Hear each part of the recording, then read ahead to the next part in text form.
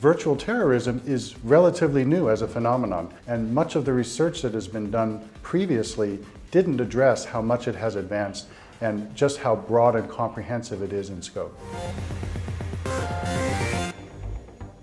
I'm here with Daniel Wagner today, and we're going to talk about his new book, Virtual Terror, 21st Century Cyber Warfare. What possessed you to write this book now, and why do you call it Virtual Terror?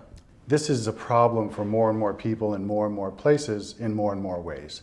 And I surveyed the literature, and it seemed to me that many of the definitions of terrorism are simply outdated.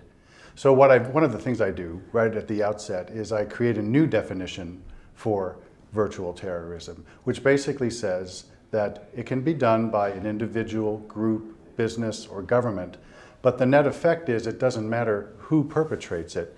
If you're on the receiving end and it's generating fear or damage or harm in some way, you don't care who did it. You just care that you are a victim. And so this book is really two things. One, an effort to educate people on what online and remote related terrorism is, and also a call to action for what individuals through to governments can do to try to combat this terrible threat. Okay. But this sounds like, governments and cyber warfare. Why should the average person care? Unlike traditional terrorism, virtual terrorism can occur anytime, anywhere, and it can affect anyone. So we're accustomed to thinking, oh, that act of terror is in Afghanistan or Iraq or Syria, it's not going to affect me. And more or less you're going to be right if you think that, at least sitting here in the West. But with virtual terror, anyone can be a victim at any time. So that means that every time that you log on to your bank, anytime you make a phone call, anytime you do anything that has an online application, you are potentially opening yourself up to become a victim. So tell me a little bit about governments. We all know that a lot of them engage in cyber warfare, but what distinguishes the main players in the space? So the big three governments, of course, are the US, China, and Russia. What distinguishes them is that they all have a comparative advantage, right? So China has actually thrown a lot of money at this, and the People's Liberation Army is largely responsible for China's cyber warfare efforts. Where Russia is concerned, it's much more targeted. They're very stealth at what it is that they do. And of course, the US has, as we've seen through WikiLeaks and the Snowden revelations, developed this into an art form. So I learned a lot about what these governments actually do, how it impacts businesses and individuals. But I also learned that countries like North Korea and Iran really punch far above their weight in terms of their ability to do what it is that they do. Some of the most widely known examples of financial crime, for example, have been carried out by North Korea. The $81 million heist from the Bangladesh Central Bank is largely attributed to North Korea, for example. And that's been a primary way how they have raised money going on for years now. I want to talk about social media now and how that fits into the picture. You mentioned the virtual caliphate in your book. Can you describe that in a little more detail?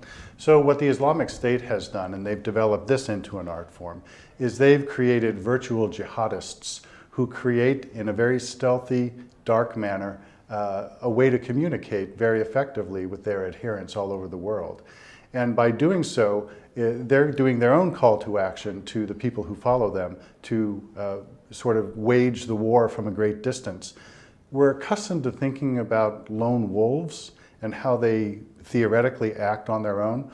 But what ISIS and other terrorist groups who are active online have done is shown that in waging virtual jihad, you are actually controlling people from a great distance behind the scenes, and they're not acting alone.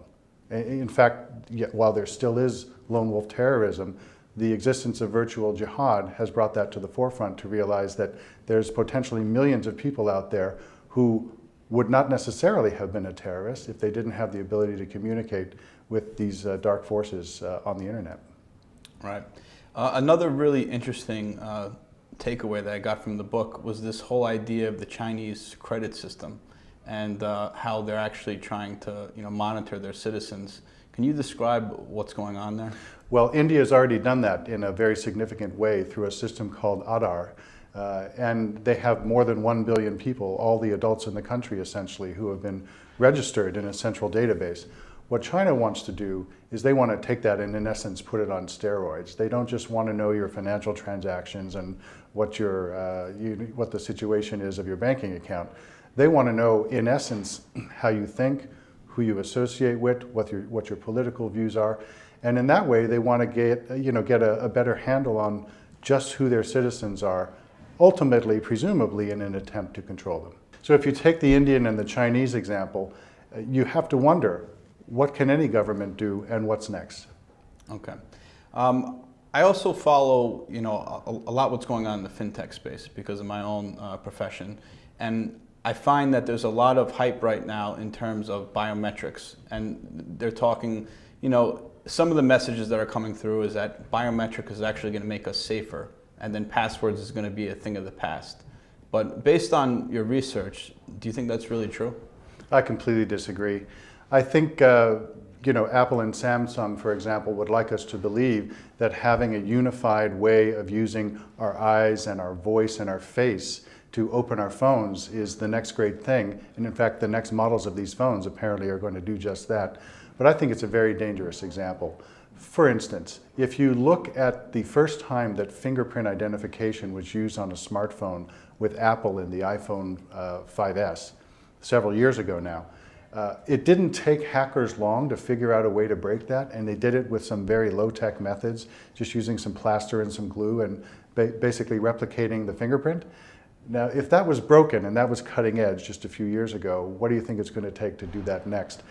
If you lose your facial recognition, your fingerprint, your voice recognition to a hacker, it's gone forever. It's in cyberspace, and you can't change it. So the idea of simply using the conventional numbers and letters to have your password on your phone and your laptop, in my view, is much smarter than relying on the latest, greatest thing.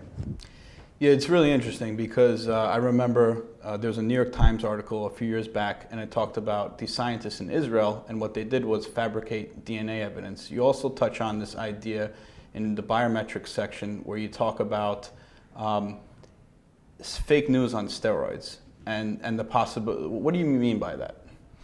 Well, it's hard to distinguish now what is fake news and what really is fake news. It can be manufactured. For example, someone who's on video, there's technology that exists now to be able to basically say, Keith, this is you.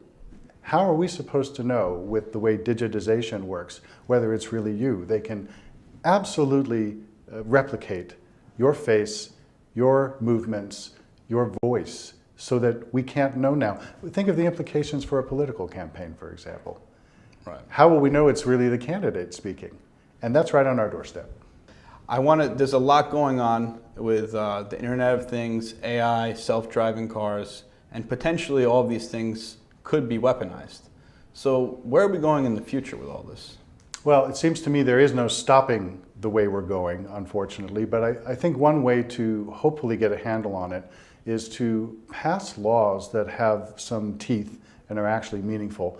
One of the evolutionary things going on right now in this world of virtual terror is that we're sort of made aware just how few laws there are, how they don't apply across borders, how difficult it is to apprehend someone when you can't even identify them, and when there are no laws in another country that basically enable you to apprehend that person.